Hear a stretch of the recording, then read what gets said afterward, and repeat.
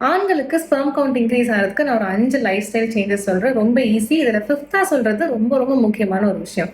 First வந்துட்டு உங்களோட cooking ஆயில வந்துட்டு கண்டிப்பா செசமி ஆயிலா மாத்திக்கோங்க. நல்லெண்ணெயில மட்டுமே குக் பண்ணி சாப்பிட ஸ்டார்ட் பண்ணுங்க.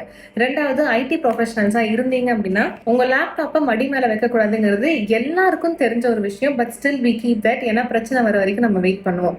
3வது விட்டமின் டி உங்களுக்கு ரொம்ப ரொம்ப ரொம்ப முக்கியம். ஸோ நீங்க ஒரு வாக்கிங் போனாலும் ட்ரெட்மில்ல அப்படி இப்படின்னு போகாம மேக்ஸிமம் சன்லைட்ல எக்ஸ்போஸ் ஆகிற மாதிரி பாத்துக்கோங்க. இல்ல வெயில்ல எக்ஸ்போஸ் ஆகிற மாதிரி பாத்துக்கோங்க. ரொம்ப கவர் பண்ணிக்காம உங்களோட ஃப்ரண்ட் ரீஜியனும் பேக் ரீஜியனும் சன்லைட்டுக்கு எக்ஸ்போஸ் ஆகிற மாதிரி நீங்க நடக்கணும். அப்பதான் விட்டமின் டி ரொம்பவே நல்லா கிடைக்கும். 4வது மேக்ஸிமம் குளிர்ச்சியான உணவுகள் சாப்பிடுங்க.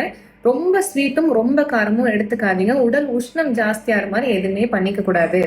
மோர், இளநீ, நுங்கு, பதநீர். நான்வெஜ் சாப்பிடும்போது ஃபிஷ், கிராப் எல்லாம் முழுசா அவாய்ட் பண்ணிட்டு மட்டன் நிறைய சாப்பிடுங்க. போர்க் நிறைய நீங்க சாப்பிடலாம். குளிர்ச்சியை கூட்டுற மாதிரி எல்லா நான்வெஜ்ஜும் நீங்க தாராளமா சாப்பிடலாம். நைட் வந்துட்டு எள்ளு இல்லைன்னா வெந்தயத்தை வந்துட்டு ஒரு ஃபுல் கிளாஸ் தண்ணியில சோக் பண்ணிட்டு காலையில அந்த தண்ணி வந்துட்டு எந்திரிச்ச உடனே குடிச்சீங்க அப்படின்னா உடல் குளிர்ச்சிக்கு ரொம்பவே உதவும். தூக்கம் கண்டிப்பா நீங்க தூங்கிதான் ஆகணும். 9:45க்கு பெட்டுக்கு போயிட்டு 10:05க்கெல்லாம் டீப் ஸ்லீப்புக்கு போனா மட்டும்தான் நான் சொன்ன அத்தனை டிப்ஸும் வந்துட்டு கொஞ்சமாவது ஒர்க் அவுட் ஆகும். தூக்கம் இல்லை அப்படின்னா ஸ்பெர்ம் கவுண்ட் இன்க்ரீஸ் ஆகிறதுக்கு வாய்ப்பே இல்லை.